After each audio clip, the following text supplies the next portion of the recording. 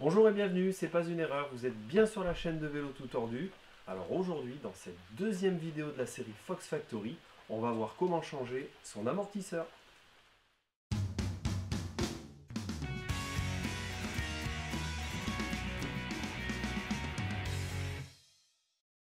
Alors pour faire un petit peu d'histoire concernant ces amortisseurs, faut savoir qu'avant 2018-2017, il n'y avait pas de standard du tout. C'est-à-dire que les concepteurs, les fabricants de vélos concevaient un cadre et c'était aux fabricants d'amortisseurs de s'adapter au cadre. Et donc à partir de 2017-2018, et ce grâce à l'initiative de RockShox, les fabricants d'amortisseurs se sont entendus pour créer des standards. Donc il y aura 3 standards, on va le voir par la suite. C'est ce qu'on appelle le passage donc des standards impériaux à métriques. Donc à présent, il va falloir connaître la taille précise de votre amortisseur. Alors le moyen le plus simple de connaître la taille de votre amortisseur, c'est de regarder dans les docks fabricants l'amortisseur qui va être associé à votre cadre. Si vous n'arrivez pas à mettre la main sur ces documents-là, on va passer au démontage et au mesurage. Donc pour démonter sa suspension du cadre, rien de bien compliqué, il est généralement fixé avec 2 vis sur 2 points de pivot. Donc je vais commencer par dévisser le point de pivot arrière, je vais laisser le cadre donc gentiment descendre pour ensuite enlever le point de fixation avant.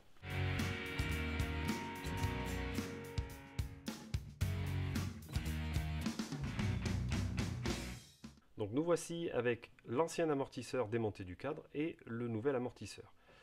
Donc pour savoir quelle taille c'est et quel standard c'est, il va falloir le mesurer. Alors on va le mesurer d'œillet à œillet, donc l'anthrax des œillets, et la course de la suspension. Donc là, on voit que c'est une suspension. Donc anthrax, le milieu du trou de l'œillet et le milieu de l'autre, on voit qu'on est à 190. Donc lui, c'est une suspension avec anthrax à 190. On va également mesurer la course de la suspension. Et là, on voit qu'on a 45. Donc c'est un amortisseur de 190 fois 45, donc au standard métrique. Donc si vous avez un cadre assez récent, notamment à partir de 2018, dans ces années-là, il y a de fortes chances que vous soyez déjà au standard métrique. Alors le standard métrique, je le rappelle, c'est vraiment l'harmonisation des tailles de tous les fabricants de suspension pour correspondre à 3 tailles. Ça veut dire qu'on va avoir une taille en 190 comme cela, on va avoir une taille d'anthrax à 210 ou à 230. Et ensuite, ça va être les courses de suspension qui vont varier, donc de 40 mm à 65 mm en incrémentant de 5 mm. Donc si vous êtes avec un vieux cadre et que vous voulez changer votre amortisseur, là il va falloir bien mesurer et faire attention, faire une bonne conversion parce que on va avoir des mesures en pouces. Et pour trouver la suspension, ça va être beaucoup plus compliqué puisque d'une part, elles vont être de moins en moins fabriquées et elles sont spécifiques à chaque vélo. Donc vous vous doutez bien qu'il y avait énormément de tailles pour chaque vélo. Donc de passer au format métrique, donc c'est quand même pas mal puisqu'on va avoir une standardisation des suspensions pour l'avenir. Ça veut dire qu'on va pouvoir prendre des suspensions en deuxième monte et on va pouvoir monter, on va avoir beaucoup plus de choix au niveau de l'achat. Le point positif aussi, c'est que c'est des suspensions qui vont être beaucoup plus fiables parce que les fabricants de suspensions ne sont pas contraintes par des encombrements de cadre. Donc elles ont développé donc beaucoup plus de fiabilité à l'intérieur. Je ne vais pas rentrer dans les détails là. Bon, le point négatif, c'est que forcément, ça ne va pas être compatible. Si vous avez un cadre à standard amortisseur impérial, ça va être difficile de mettre une suspension métrique. Alors il y a certaines marques qui modifient leur biellette de cadre pour pouvoir monter des suspensions métriques. Et pour terminer, vous pouvez trouver 3 types de fixation de suspension. Là c'est pareil, depuis l'apparition du métrique, on va avoir beaucoup plus de standards. Donc ça se limite avec donc, des écrous standardisés, donc on se retrouve avec, il me semble, une dizaine de tailles, alors qu'avant on en avait une quarantaine. Donc les suspensions, il va y avoir donc des fixations à œillet, donc à bague téflonnée, qui va permettre justement une mobilité de la suspension. RockShox a développé donc des suspensions avec des roulements intégrés pour encore plus de fiabilité et moins de frottement. Et on va avoir aussi des fixations trunnion. Alors les fixations trunnion, ça va être facile à voir parce qu'on va avoir une suspension plate au niveau de l'extrémité et on va avoir 2 trous filetés à chaque extrémité avec 2 vis. Généralement, c'est des amortisseurs qui sont en montage vertical. Donc maintenant que vous savez tout au niveau métrique impérial, eh bien, on va passer au démontage. Alors le démontage, là, ça va concerner les entretoises qui sont fixées sur les œillets de fixation. Donc ça, c'est les entretoises qui vont être spécifiques au cadre, hein. Voilà, donc ça veut dire que ma biellette à l'arrière, elle va avoir cette entretoise-là, et la biellette à l'avant, elle va avoir cette entretoise-là. Donc là, ce qu'il va falloir, ben, que je les démonte, voilà, gentiment, sans trop les marquer, et que je les monte sur le nouveau.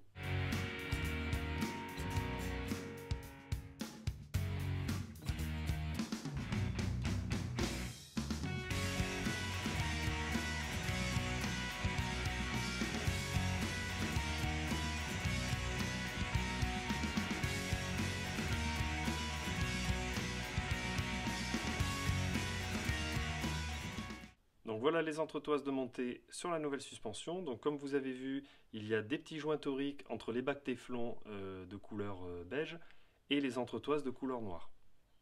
Bon, vous avez vu aussi que j'ai mis de la graisse, il ne faut pas hésiter à en mettre entre les entretoises et les œillets téflonnés. Moi j'utilise de la graisse lithium, donc c'est la graisse roulement, hein. Elle est assez fine et comme propriété, eh ben, ça veut dire qu'elle ne va pas être chassée par l'eau assez facilement. Elle résiste bien à l'eau. Donc bon, c'est une graisse qui correspond à peu près pour ce montage-là. Donc maintenant, on peut passer au remontage de la suspension. Alors, si les œillets ne sont pas alignés par rapport donc, à l'axe longitudinal, donc, on peut dégonfler un petit peu la suspension et on peut tourner, hein, à l'aide d'un tournevis cette partie-là pour pouvoir aligner les 2 œillets.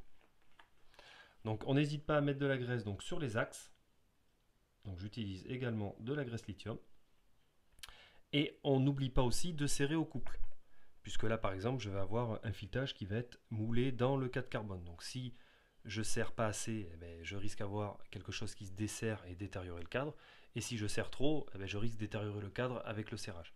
Donc les données de couple sont disponibles donc sur la doc technique du vélo. Vous pouvez trouver ça donc sur le site. Là en l'occurrence, je l'ai trouvé sur le site Santa Cruz.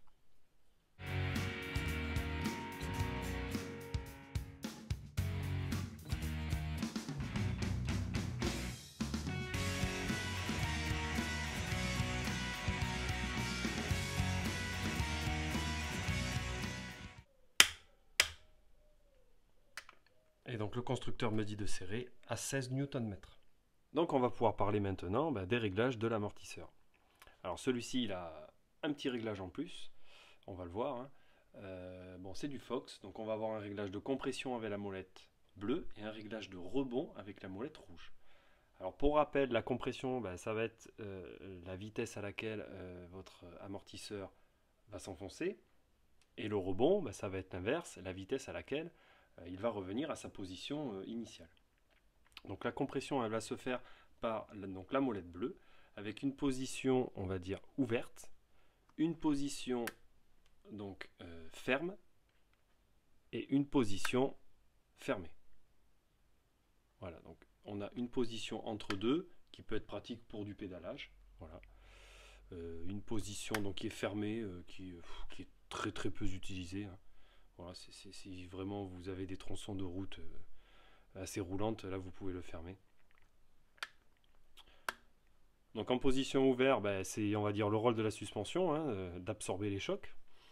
Ensuite, une fois que vous êtes en position ouverte, on va dire que l'amortisseur, il va avoir une deuxième molette, donc la molette noire, pour régler un réglage fin, si vous voulez, de la compression.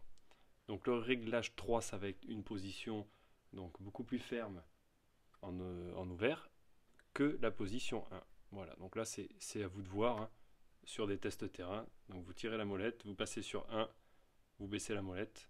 Donc là je suis forcément tout ouvert. Donc ça veut dire que là je vais absorber les chocs assez aisément, peut-être avec d'autres contraintes. Ça c'est plus vous sur le terrain, hein, qui allez voir, hein, encore comme je dis, hein, il n'y a pas de réglage miracle, hein. Le bon réglage, vous allez le trouver sur le terrain, en faisant la même boucle.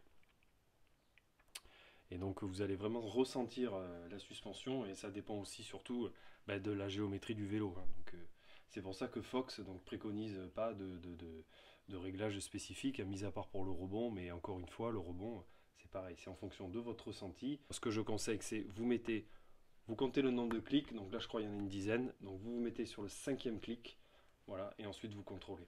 L'idée du rebond, c'est suite à un choc, une racine, il ne faut pas que le vélo oscille, hein. Il faut qu'il soit stabilisé, le vélo, le plus rapidement possible. Voilà. Donc ça, c'est vraiment pareil une fois que vous avez essayé votre vélo, que vous connaissez vraiment la suspension et son effet, que vous allez pouvoir bien jouer sur ce réglage-là.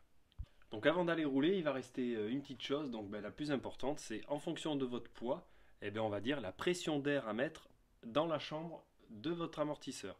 Donc ça va se faire par cette petite valve-là, avec une pompe haute pression. Donc comme on l'a vu, c'est une pompe spécifique pour les suspensions, on ne va pas confondre avec sa pompe à pied pour les pneumatiques.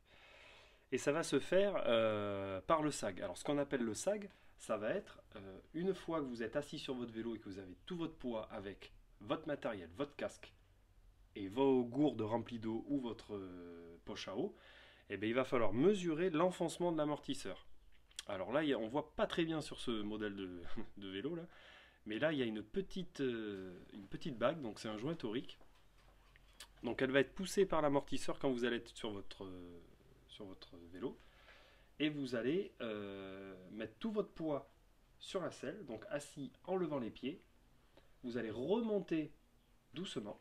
Donc une fois descendu du vélo gentiment, là avec un petit réglé, je vais venir mesurer derrière. Alors je vous l'accorde, c'est pas facile sur ce vélo là. Là je vais avoir une valeur de 15 mm, ce qui correspond à un sac de 30%, donc c'est ce que je voulais. Ça va au profil de ce bike. Donc voilà, cette deuxième vidéo de la série Fox Factory est maintenant terminée. Il en reste encore une troisième. J'espère que ça vous a plu, que ça vous a aidé. Si vous avez des questions, n'hésitez pas à me les marquer dans les commentaires. Il n'y a plus qu'à aller rouler, alors n'hésitez pas avant à vous abonner. Allez, à très vite!